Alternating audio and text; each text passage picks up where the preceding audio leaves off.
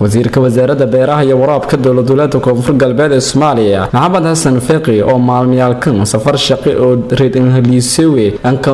maqanay lama beelood oo walaale oo ku sugnaayeen gobolka Shabeellada Hoose isla markaasina soo sheegay inta la afjari khilaafkiin dhahay lamadan beelood oo ay wada degaayeen gobolka Shabeellada Hoose wasiirka wasaaradda beeraha iyo waraabka dowladda koonfur galbeed ee Soomaaliya Maxamed Xasan Fiqi iyo waliba soo qayb ku hayay guddiga dhanhir saaray afjaran khilaafkan dhahay lamada beelood oo degaayeen gobolka Shabeellada Hoose waa ku wasiirka wasaaradda beeraha iyo waraabka dowladda koonfur galbeed ee Soomaaliya oo siriidan ka nagay magaalada Baydhabo ee xarunta gobolka Baay oo san Goorbi TV-ga dowladda koonfur galbeed ee Soomaaliya khilaafkii dhahay lamadan beelood ee wada degaayeen gobolka Shabeellada Hoose gaar ahaan magaca caasimada dowladda koonfur galbeed ee Soomaaliya Baraawe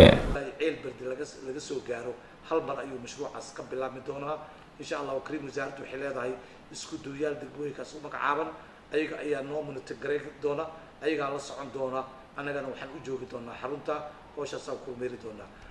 waxa kaloo si wanaag ah inaan rajo fiican ka qabno wabigi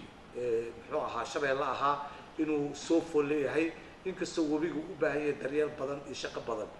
waxaan rabnaa hadda biyaha saday imaadaan haddana waxaa imaanayso fatahaad uu keenaya sababtoo godkii waa la qodi jiray macalta wabiga markuu guro waxa la sameey jiray waa la qodi jiray waa la hagaajin jiray biyo xag hoose fariisan jireen marka hadda biyo xoog haday imaadaan wada aragtay wabiga iyo dhulkii waa simeen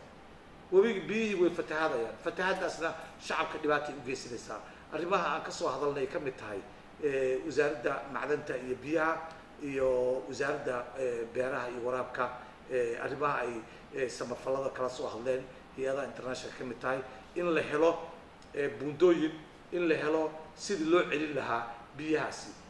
traktor la helo wabiga biyaha loogu celiyo lana helo kanaalooyinka in la qodo kanaalooyinka haddii la qodo waxaa suuragelaysa dadka inay beeraha si caadi u qaybsadaan marka dadaalka noocaasna wasaaradda beeraha waa i wadaa insha allahu kariim waxaana ku rajo weynahay ilaahay nafta duu noo daayo in 2 bil 3 bil oo soo socota ay muuqan doonto wax qabadka wasaaraddan beeraha isdadu ilaa raalka noqdo marka safarkii muddada dheer aan ku maqnaa waxaan ku kala maqleen waxa waaye arrimaha beeraha oo shirar badan oo soo qayb galay oo dad badan talgalay anaga dadka beeraha iska leh inaan siino abuur